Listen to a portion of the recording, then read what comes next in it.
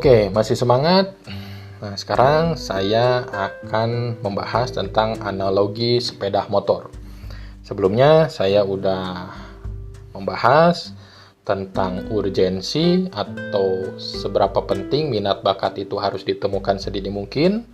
Lalu, skill-skill apa yang harus kita siapkan agar anak-anak kita bisa survive, bisa sukses di abad ke-21. Nah, sekarang saya akan bercerita tentang 3 sepeda motor. Ceritanya ada 3 sepeda motor yang berteman. Pertama adalah Vespa, tahu ya Vespa ya. Nah, yang kedua adalah motor Harley Davidson. Dan yang ketiga adalah motor trail. Oke, tahu ya, ke gambar ya. Nah, ceritanya 3 motor ini ada di parkiran. Pertama, si Vespa dia merenung ya. Wah, andai saja saya jadi Harley Davidson, wah, saya akan dilihat banyak orang. Saya akan menjadi raja jalanan. Saya akan ngebut di jalanan. Wah, tapi sayang, saya hanya seorang Vespa. Waduh, nggak bisa ngebut, suaranya cempreng lagi. Wah, dia minder ya, dia ngerasa minder. Nah, ternyata di sisi lain si Harley Davidson pun sedang berpikir dan merenung. Wah, andai saya seorang motor trail, saya bisa masuk ke hutan, nerobos hutan, bisa loncat-loncat di atas gunung, bisa masuk ke lumpur. Saya bisa ngebut bukan hanya di jalanan, tapi ngebut di tanah berlumpur. Tapi sayang, saya hanya seorang motor Harley Davidson. Saya bukan motor trail. Akhirnya dia juga minder, dia juga putus asa. Dia ingin seperti motor trail. Padahal dia diinginkan atau ada motor lain yang berangan-angan ingin seperti dirinya. Nah, ternyata motor trail juga dia merenung, sedih. Kenapa sedih? Ya karena dia sedih. Dia hanya bisa ke hutan aja. Pengennya dia jalan-jalan ya, pelan-pelan masuk ke gang-gang seperti halnya motor Vespa. Bisa ngebonceng pasangannya ya, dipeluk dari belakang. Kalau motor trail kan cuman buat seorang, gak bisa boncengan, gak bisa pelukan romantis. Wah, saya harus ngebut terus, gak bisa jalan-jalan, gak bisa sambil pegangan tangan, kan gak bisa ya. Oh, andai saya motor Vespa, wah, mungkin saya dicintai oleh banyak cewek. Kayaknya gitu, katanya gitu. Nah, ternyata ya Bunda, ketiga motor ini merasa putus asa, merasa dirinya tidak bisa berbuat apa-apa, dirinya bukan siapa-siapa. Kenapa? Karena dia belum menemukan apa tujuan dia dibuat.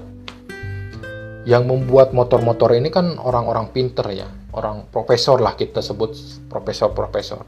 Si profesor ini kan membuat motor Vespa, motor Harley Davidson, dan motor trail ini ada maksud dan tujuannya.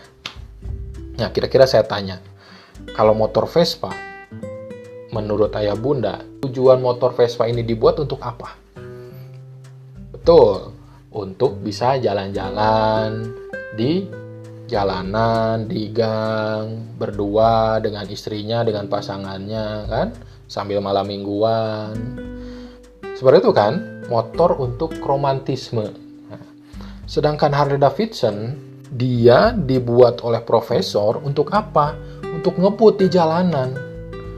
Untuk bisa mencapai ratusan kilometer hanya dalam beberapa jam.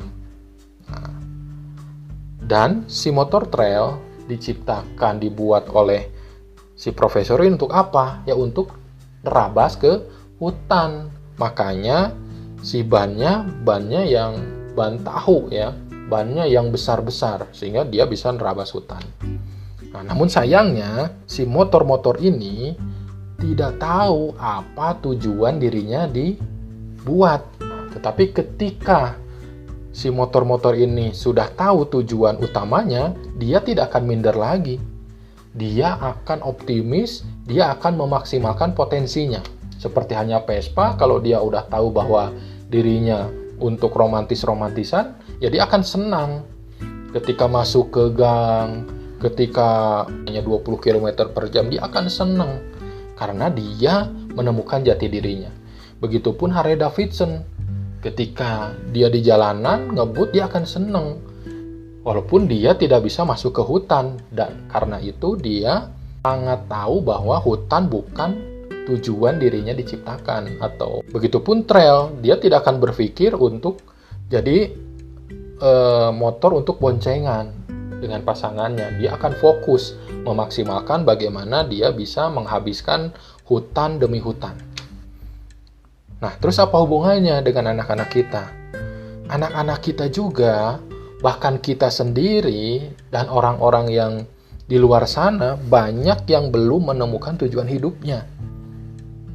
Teman saya yang umurnya 50 lebih, sebentar lagi akan pensiun, baru nanya, 2 tahun lagi mau pensiun baru nanya, saya nanti udah pensiun ngapain ya? Saya usaha apa ya? Ya, saya nggak tahu ya, selama ini kamu kemana aja? Saya pengennya ngapain ya nanti Ji setelah pensiun? Ya nggak tahu ya, kemana aja selama ini. Nah ternyata banyak orang-orang yang mungkin sampai dia meninggal pun belum menemukan arti dan tujuan hidupnya. Sehingga dia mulai mencari, gelisah, mencari lagi, pindah sana, pindah sini, ganti usaha sana, ganti usaha sini. Ya. Karena dirinya belum menemukan arti dan tujuan hidupnya. Nah, makanya menurut saya tugas orang tua adalah membantu anak-anaknya menemukan arti dan tujuan hidupnya. Setuju?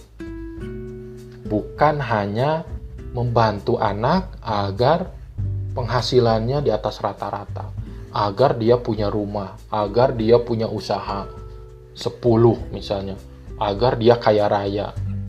Bukan hanya itu, tapi kita bantu mereka agar menemukan arti dan tujuan hidupnya.